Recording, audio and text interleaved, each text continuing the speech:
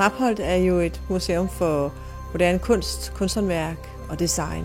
Med det udgangspunkt, der har vi inviteret Edelkoort, som er en af verdens førende trendforecaster og forskere, som er med til at sætte dagsordenen for, hvordan er design og mode i fremtiden.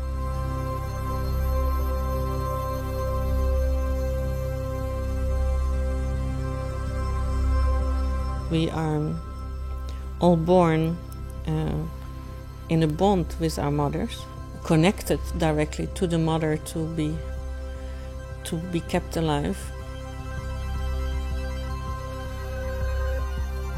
And then you're cut, and so immediately this fear of being left alone starts to work on us. My idea is that possibly this is where the whole thing already starts, where the need for fetishism is born.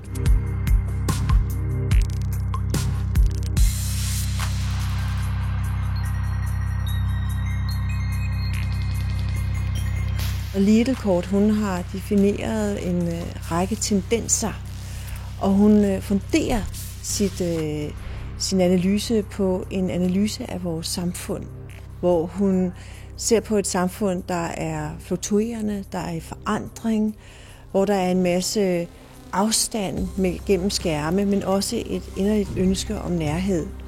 Og hun peger så på, at det er som om i den her verden, der er i evig forandring, der har vi brug for noget, vi kan holde fast ved. En form for fetish. Og der peger hun på design som et område, hvor vi finder den her fetish, en genstand, som har en indre sjæl nærmest, som taler til os.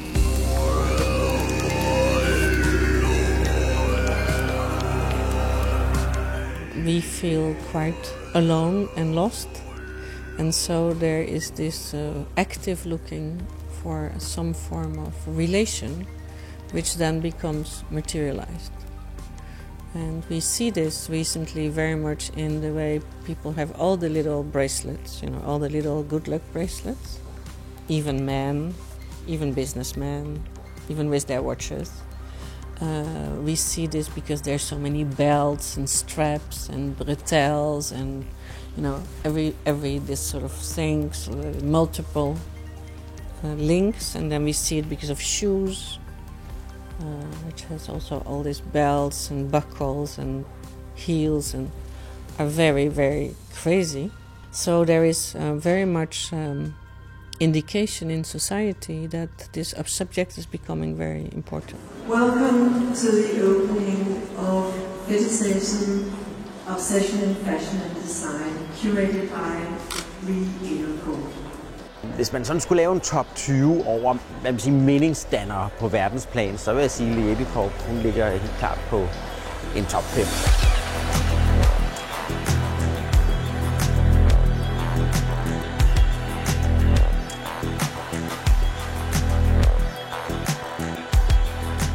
This is the roof of fetishism, but then there is multiple ideas developed under that heading.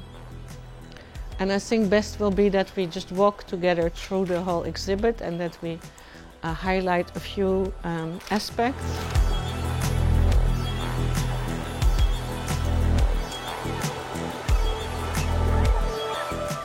It's all sorts of bonds we are creating. There's people attaching themselves to trees or hugging trees. There's people, having all sorts of very different, maybe erotic, but maybe not even erotic, ideas of how to be connected. That can be seen as an idea about fetishism, to fulfill this longing which maybe you don't even know, but which is there.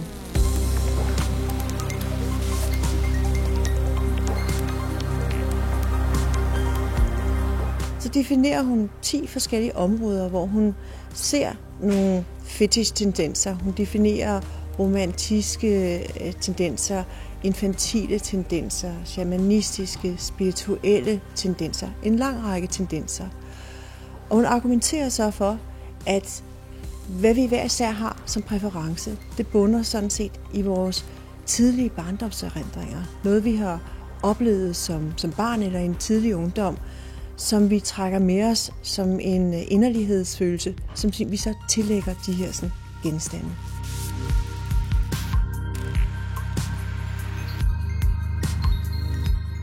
You see in children, sometimes when you give to a child an object which has little balls it can touch, or little ribbons, or it can play with, you see how that already works on the child, you know, because it's, I don't know, it's something you cherish and you can touch and you can feel.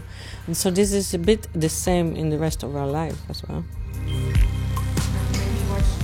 I would like to show that it is a movement which is getting stronger and stronger in our period of time, in the 21st century. And in fact, this whole exhibition is about how do we find new relations and how do we, in a way, escape the life we are supposed to live and we don't want that life anymore. Det lille Edelkoort kan, det er, at hun er rigtig god til at åbne øjnene og se det, der sker ude i verden. Og det er vi andre måske også, men vi tror måske ikke på det på samme måde, som hun gør. There is, unfortunately, a generation of people who are not sure they will have a job. Hvis vi ikke som branche bliver provokeret en gang imellem med sådan et meget visionært menneske, der sådan kommer ind og siger, nu ser jeg det, og nu ser jeg det, jamen så bliver det hele, så kommer det hele til at ligge i et plan, og så bliver der ikke så højt til loftet.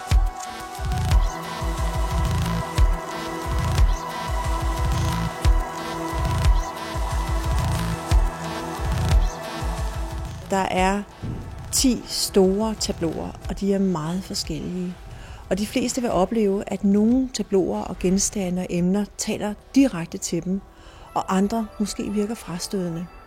Og både det at blive tiltrukket af og blive frastødt, kan bunde i egne erindringer.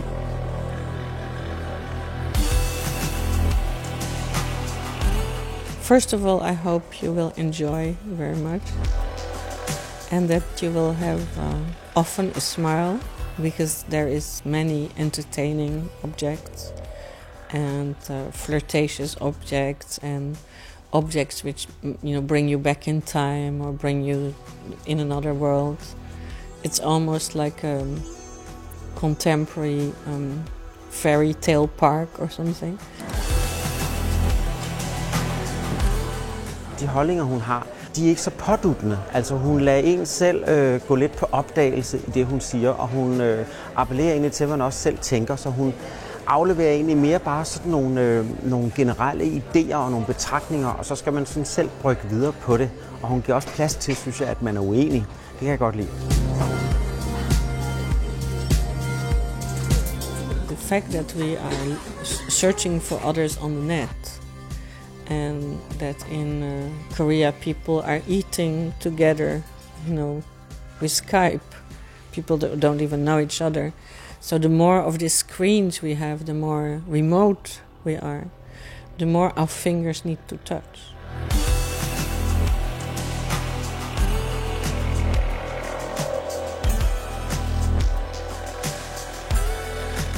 I guess we are very lonely because we live in many cases in metropoles, in very big cities, where it's very hard to get in contact with each other.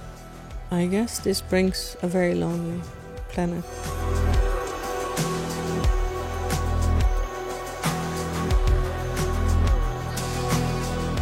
There is a lot of hope at the same time. Young people are no longer individualists, want to work together, want to be together, want to exchange. So by and large, you see that there is many new ideas to rejoice. However, we are still also living half in the 20th century, so you don't know exactly when will we definitely make the move. If we don't move, then we should be very sorry. But if we do move, then we can be very hopeful. So it really depends on the degree of adhesion to new forms of society. because there is hope, but there is not critical mass yet. So we need to wait and see if people do follow new incentives and their intuition to change, to clean up the mess, which is part of this exhibition also. There's a theme called consumerism, which is really about how young designers are disgusted with the fact that we buy so much and throw away things. So they are putting all the waste on the design. It's very funny and expressive. It gives me hope that we are, as a species, we are still able to design ourselves out of our mess. You know? I think we have intelligent, if we had the intelligent ones to bring ourselves into the life we have, then I think we can also still have that intelligence to make the next step. Yeah.